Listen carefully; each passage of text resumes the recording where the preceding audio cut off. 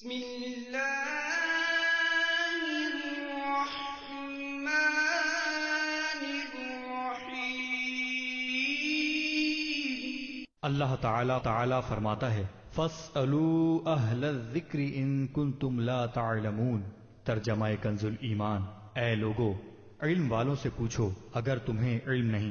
اب اصال ثواب کے حوالے سے یہ بات ذہن نشین کریں، آپ احباب کے سامنے احادیث طیبات بیان کروں گا۔ حضور اکرم صلی اللہ علیہ وسلم کے پیارے صحابی سیدنا سعد بن عبادہ رضی اللہ تعالیٰ عنہ بارگاہ نبی صلی اللہ علیہ وسلم میں حاضر ہوئے۔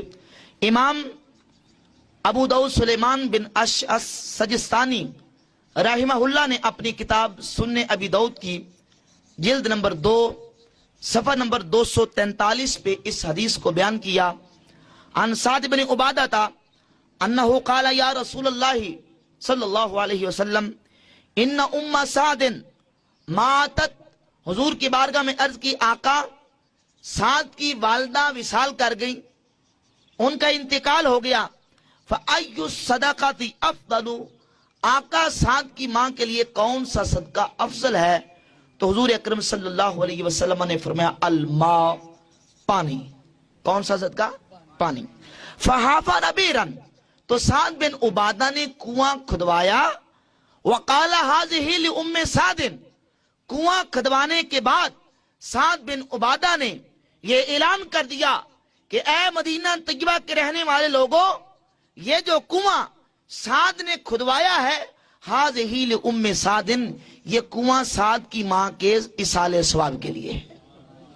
امام بخاری رحمت اللہ تعالی علیہ اپنی کتاب صحیح بخاری شریف کی جلد 1 صفحہ نمبر 386 پہ اس حدیث طیبہ کو بیان کرتے ہیں کہ یہی جلیل القدر صحابی حضرت سیدنا سعد بن عبادہ رضی اللہ تعالیٰ عنہ بارگاہ مصطفیٰ کریم علیہ السلام میں حاضر ہوئے اور آ کے عرض کی توفیت امہ، ان کی والدہ فوت ہو گئی تھی، وہو غائب عنہا، اور وہ وہاں موجود نہ تھے۔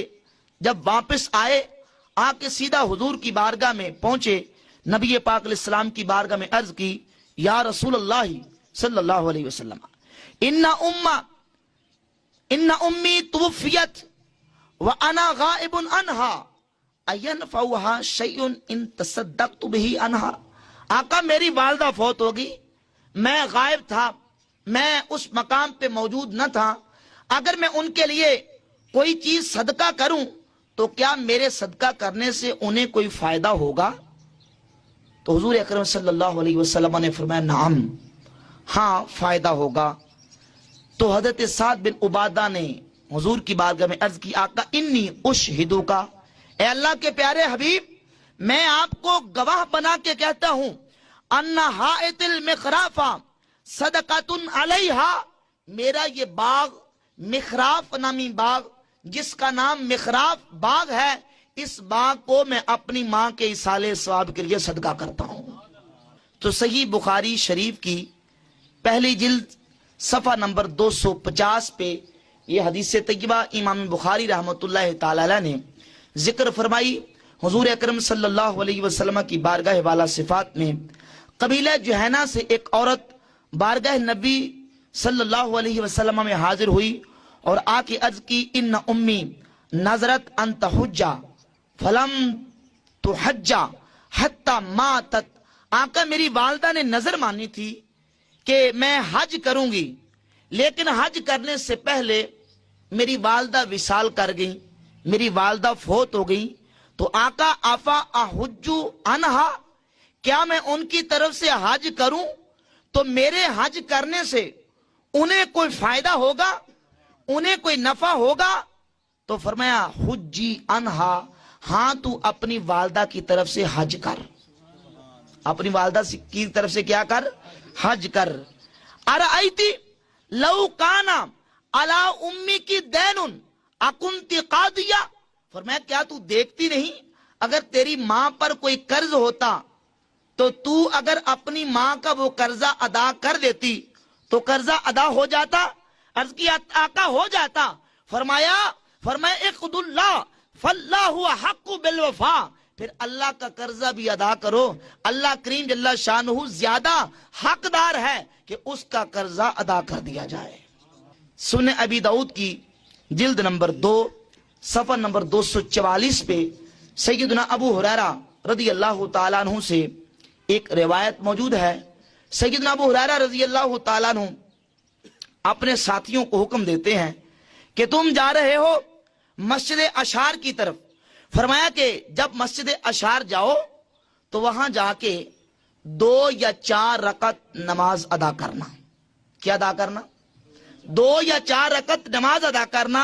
फरमाया मैं यज़मानु ली मिनकुम अन युसल्ली अली फी मस्जिदिल अशार रकअतैन औ अरबान, तुम में से कौन इस बात की मुझे जमानत देता है कि तुम में से कोई बंदा मस्जिद अशार में 2 या 4 रकत नमाज पढ़ के कहेगा हाज ही अबी हुरैरा था, इस 2 या 4 रकत नमाज का सवाब हम अबू हुरैरा को इसाल करते हैं।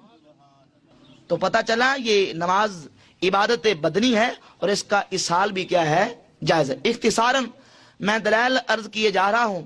इसी तरह सही बुखारी शरीफ की जिल्द नंबर 1 सफा नंबर 262 पे सैयदातुना आयशा सिद्दीका रज़ी अल्लाह ताला अन्हा से रिवायत इमाम बुखारी रहमतुल्लाह ताला अलैह जिक्र फरमाते हैं, अन आयशा अन्ना रसूलुल्लाह सल्लल्लाहु अलैहि वसल्लम क़ाल मन मात व अलैहि सियामुन सामा अन्हु वलियुहु। ये थी पहले बात नमाज की, अब आ गई बात रोजा की। नमाज भी इबादत बदनी है, रोजा भी इबादत बदनी है, नमाज का सवाब भी पहुंचा। अब बात आ गई रोजे की, क्या रोजे का सवाब भी पहुंचता है? तो सैयदा आयशा सिद्दीका रज़ी अल्लाह ताला अन्हा फरमाती हैं कि हुजूर अकरम सल्लल्लाहु अलैहि वसल्लम ने इरशाद फरमाया, मन माता व अलैहि सियामुन, जो बंदा दुनिया से चला गया, दुनिया से फौत हो गया और उस पर कुछ रोजे थे, सामा अन्हु वलियुहु, तो उस फौत शुदा के रोजे, उसका पीछे जो बाकी दुनिया में वली है वो उसकी तरफ से रोजे रखे। अगर दुनिया में रहने वाला जिंदा वली उसकी तरफ से रोजे रखेगा तो उस फौत शुदा को वो इन रोजों का सवाब अल्लाह ताला अता फरमा देगा। तो इमाम बुखारी रहमतुल्लाह ताला अलैह ने सही बुखारी शरीफ की जिल्द नंबर 1 सफा नंबर 182 पे और इमाम मुस्लिम रहमतुल्लाह अलैह मुस्लिम शरीफ की जिल्द 1 सफा नंबर 141 पे इस हदीस को बयान करते हैं। इस हदीस से हमारे उलमा ने इस्तिदलाल किया कि साहिब कब्र की कब्र पर जाकर कुरान करीम पढ़ के उसे इसाल करना ये जायज है और इस हदीस से इसका सबूत मिलता है। हुजूर अकरम सल्लल्लाहु अलैहि वसल्लम 2 कब्र वालों के पास से गुजरे, हदीस मशहूर है, मैं उसका अपना मुस्तदल हिस्सा मैं पढ़ के आगे अपनी बात को चलाऊंगा। नबी पाक सल्लल्लाहु अलैहि वसल्लम ने एक शाख पकड़ी, पकड़ के उसके 2 हिस्से किए, एक हिस्सा एक कब्र पर और दूसरा हिस्सा दूसरी कब्र पर गाड़ दिया। जब हुजूर ने गाड़ा, सरकार दो आलम सल्लल्लाहु अलैहि वसल्लम के सहाबा किराम ने बारगाह नबी में अर्ज की, लेमा सनात हाजा, आका ये आपने ऐसा अमल क्यों किया? एक शाख को काट कर आधी एक कब्र पर आधी दूसरी कब्र पर क्यों गाड़ी? ये अमल आपने क्यों किया? तो नबी पाक अलैहिस्सलातु वस्सलाम ने फरमाया, लअल्लहु अन युखफ्फफ अनहुमा मा लम ययबसा, फरमाया कि मैंने इसलिए गाड़ी ये शाखें कब्र वालों की कब्रों पर इसलिए गाड़ी कि जब तक ये शाखें तर और सब्ज रहेंगी, फरमाया कि इन कब्र वालों के अजाब में तखफीफ होती रहेगी। जरा मोहब्बत से कहें सुभान अल्लाह। इमाम मुस्लिम रहमतुल्लाह ताला अलैह ने सही मुस्लिम शरीफ की सफा नंबर 156 पे इस हदीस तैयबा को बयान फरमाया। अकरम सल्लल्लाहु अलैहि वसल्लम जानवर ज़िबा फरमा के तो ये दुआ पढ़ते थे, अल्लाहुम्मा तक़ब्बल मिन मुहम्मदिन व आले मुहम्मदिन व उम्मते मुहम्मदिन, कि या अल्लाह इस जानवर को मोहम्मद, आले मोहम्मद और मोहम्मद सल्लल्लाहु अलैहि वसल्लम की आल की तरफ से कबूल फरमा ले, उनकी आल की तरफ से कबूल फरमा ले। सही मुस्लिम शरीफ की जिल्द नंबर 2 है, सफा नंबर 156 है।